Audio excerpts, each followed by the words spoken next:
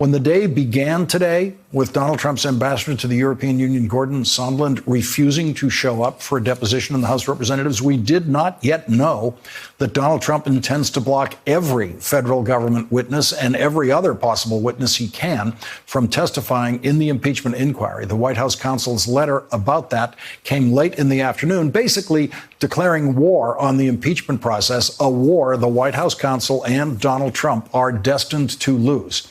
We now know what might have been the most agonizing part of Gordon Sondland's testimony today, the 5-hour gap. What did Gordon Sondland do in the 5 hours that it took him to reply to the acting ambassador of Ukraine who texted this? As I said on the phone, I think it's crazy to withhold security assistance for help with a political campaign. Gordon Sondland's reply to that took 5 hours. And it reads as if that reply was written by a lawyer. And in the meantime, we now know that Gordon Sondland called and spoke to the President of the United States. That's one of the things he did in those 5 hours. NBC News reported today that Sondland spoke to Donald Trump by phone before responding to that text. And then Gordon Sondland's written response said, Bill, I believe you are incorrect about President Trump's intentions. The president has been crystal clear. No quid pro quos of any kind. The tone of that text is unlike any other in the exchanges that we've seen. They were all much more casual. Did Gordon Sondland lawyer up in those 5 hours?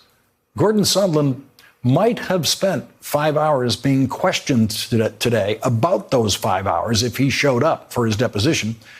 Or Gordon Sondland could have taken the Fifth Amendment if he showed up today, and Gordon Sondland's criminal lawyer is probably giving the Fifth Amendment some very serious consideration tonight after receiving a notice of subpoena today, after his client failed to show up for that deposition today. The House of Representatives sent a subpoena for Gordon Sondland directly to his criminal lawyer, as is customary in these cases, ordering him to appear 1 week from now, next Wednesday, 9:30 a.m., and to deliver all relevant documents to the House 2 days before that. Gordon Sondland is now at the center of what some in the White House reportedly thought could be criminal conduct by the president and possibly others.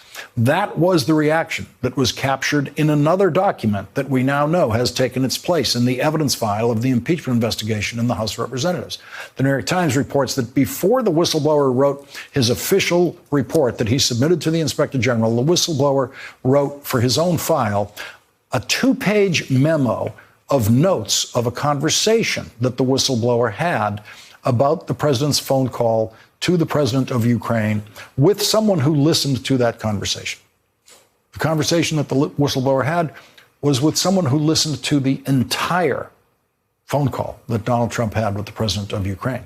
ABC News reports the official who listened to the entirety of the phone call was visibly shaken by what had transpired and seemed keen to inform a trusted colleague within the U.S. national security apparatus about the call.